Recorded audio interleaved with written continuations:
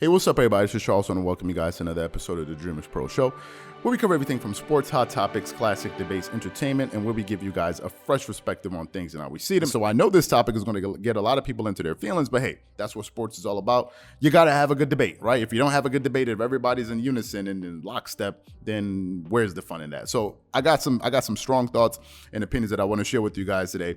And I really don't care if I piss some people off, but at least everybody has the opportunity to share their thoughts in the comment section. We can go back and forth with you, disagree, agree, whatever. Listen, I think that Paul George right now is proving that he is one of the best players in the NBA. Certainly one of the best two-way players in all of basketball. As we sit here and we speak, Paul George is currently leading the NBA in scoring. Who would have thunk? But Paul George is currently leading the NBA in scoring. And I know a lot of you know that I think that Kawhi Leonard is the best player in the world. I don't hide my feelings about this, right? Some people will disagree. I would take Kawhi. I've said it before and I'll say it again. I'll take him ahead of any single basketball player or every single basketball player out there going into the playoffs. There's no one I would pick before Kawhi. If I had to have a second pick, I would pick Kevin Durant. Then it would be between LeBron and Giannis. Some people are going to disagree. That's your opinion. I mean, that's your right. To me, I feel strongly about my position, and I have some good reasons why I believe that. One of the reasons is this. I think that Kawhi Leonard is one of the most elite, or if not the most elite two-way player in all of basketball. Now, some people will say, wait a minute, that's Giannis. Now, Giannis is a freak of nature on the defensive side of the floor. He's a defensive player of the year, just like Kawhi Leonard is, but Kawhi Leonard is a two-time defensive player of the year. So you can say the first time he won it is a fluke. The second time, you can't win two defensive players of the year as a fluke, right? He's a two-time defensive player of the year, but also you got to match his offense and how efficient he is as a basketball player. So when you match those two things together, I think I think he's the best two-way player in basketball. Also, he has the highest winning percentage in NBA history in the regular season and the playoffs. Basically, what that means is Kawhi Leonard wins a lot of games. Some people say, well, he blew a 3-1 lead. Is Kawhi Leonard the only person that blew a 3-1 lead in the NBA? Help me understand. Have y'all ever seen Kawhi Leonard get swept in the playoffs? Ever? I've seen some players get swept in the playoffs, including my favorite player of all time, Kobe Bryant, got swept. LeBron, we already know that. LeBron has been swept. I've never seen Kawhi Leonard get swept before. So some people, he blew a 3-1 lead. You might want to be quiet before we pull up your favorite player and talk about what happened to them. So to me, I think he's the best two-way player in the NBA. I think he's probably the best wing defender. Some people would disagree. Some people say it's Ben Simmons. Some people say it's Giannis. Whatever it is, that's your opinion. I definitely think he is just as efficient as Kevin Durant. Most people don't even know that. Kawhi Leonard, if you go and look at his numbers, he is just as efficient as Kevin Durant. If you look at his numbers or his playoff stats, last season. Let me just give you guys Kawhi Leonard's stats last season in the playoffs, his overall total. Kawhi averaged 30 points per game, 30.4 points per game. He got 0.8 blocks. He got 2.1 steals. He got 4.4 assists, 7.7 rebounds. He shot 88% from the free throw line, 88%. He shot 39.3%. We're going to round it up to 40% from the three-point line. And he shot 57% from the floor. 57%. That's higher than Joel Embiid. This is a wing player shooting that type of percentage from the floor. Basically, what that means is Kawhi Leonard is efficient as hell. And then you have his running mate in Paul George, who I just said earlier is currently leading the NBA in scoring, who is still one of the best two-way players in basketball. If you saw the game that he had against the Minnesota Timberwolves last night, and the block he had on Karl Anthony Towns was a bigger player than him going to the basket. I think he was trying to flush it down, and he said, get that out of here. Paul George this season is proving that he is certainly one of the best top 10 players in the NBA today. I mean, what argument are we going to hold against the guy?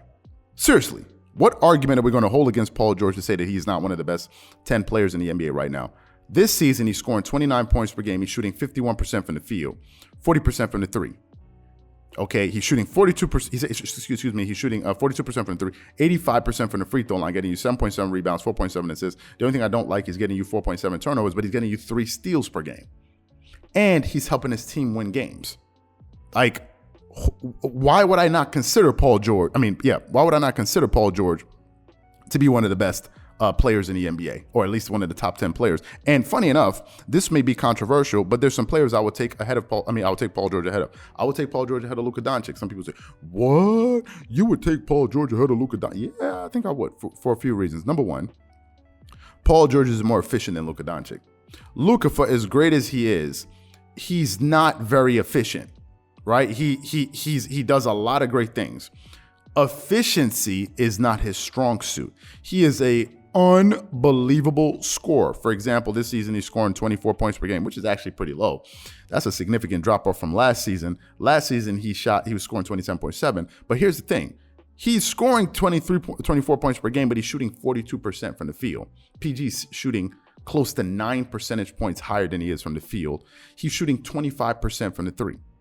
25%, and he's shooting 69% from the free throw line. Now, some people say it's still early in the season. So I get sick and tired of hearing this argument about it's still early in the season, because if you want to say that it's still early in the season, so what does that mean? Paul George's numbers don't matter? Because they're still early, but they're happening. You got to give people their credit. It's early. Those are his numbers. So if it's early, I can easily say to you, yeah, it's early. He's going to play even better. We can use that same logic. Luka's shooting 69% from the free throw line. He is getting you 8.3 rebounds, 7.1 assists. He's also turnover prone. He's up there with Paul George with 4 turnovers a game, and he's getting you 1 steals per game. But Paul George just plays better defense than Luka Doncic, and he's more efficient than him, and he's scoring more points than him. So I would take Paul George at least this year over Luka Doncic, and I would definitely take him over Damian Lillard. Some people can disagree. That is your business. I would take Paul George over Damian Lillard. They're both very talented scorers, but Paul George can do more. Paul George is the more versatile player, if you ask me. If you ask me, who would I rather have play with Kawhi Leonard, Paul George or Damian Lillard? Give me Paul George. Why? Because Paul George can be a number 2 option. Damian Lillard, if he's not a number 1 option, is he going to lock down anybody? Is he going to play any defense? He's not going to do any of those things. He's going to get you a lot of buckets, but sometimes you need somebody that can play some great defense, be versatile, just assist the ball, right? Set some good screens, do some other great things, and that's why I like Paul George, and that's why I think I would rather have PG, because he's much more versatile. Right? He's much more versatile. And this season, he's proven that if it wasn't for, listen, this season, he's the only reason that the Clippers are afloat this season. Paul George is the primary reason. And by the time Kawhi Leonard gets back, I think the Clippers are going to be able to make some noise this season, because I think he will come back.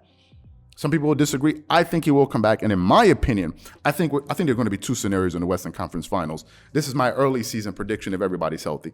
I think we're either going to see the Lakers versus the Clippers, or we're going to see the Clippers versus the Warriors. This is what I think.